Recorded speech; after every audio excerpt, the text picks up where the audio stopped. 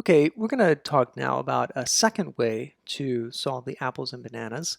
Um, we're going to take up here with the same basic infrastructure where we're already taking care of the text and reading that from the input, and we've already got the vowel defined. So we're going to pick up right here, and we're going to talk about using the string replace method. So for instance, I can overwrite the text with text.replace, and let's say, for instance, I want to replace the letter O with whatever has been given as the vowel.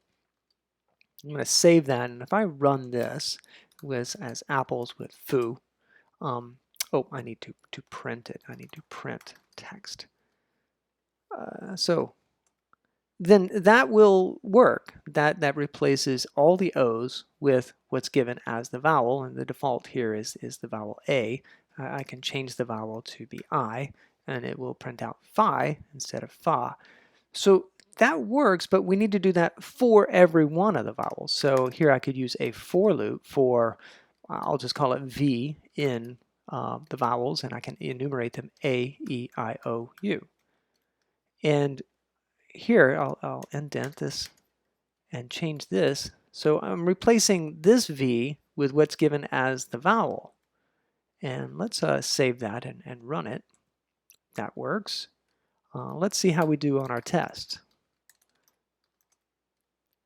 It does not preserve the case. So looking good so far. It handles command line and passing in the different vowels, but it fails on preserving the case, and that's because we're only handling the lowercase versions of those.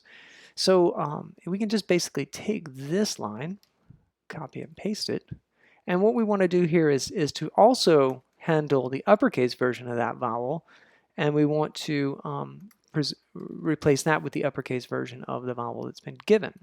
I believe that this should help us pass. So that's another way to write this. So handling this for both lower and uppercase versions, we can actually shorten this up. All of this could just be one line like this, because this text replace returns a string that we can then call the replace method on that, and we handle it all in one line. Let's make sure that that actually runs. Yes, so that's just a shorter way of writing what was 2 lines of code, because again, this piece right here returns a string, and that string we can call replace on with this, handling the uppercase version. So that is the second method, and I'm going to cover each one of the other solutions in a separate video so that you can just watch them as you need.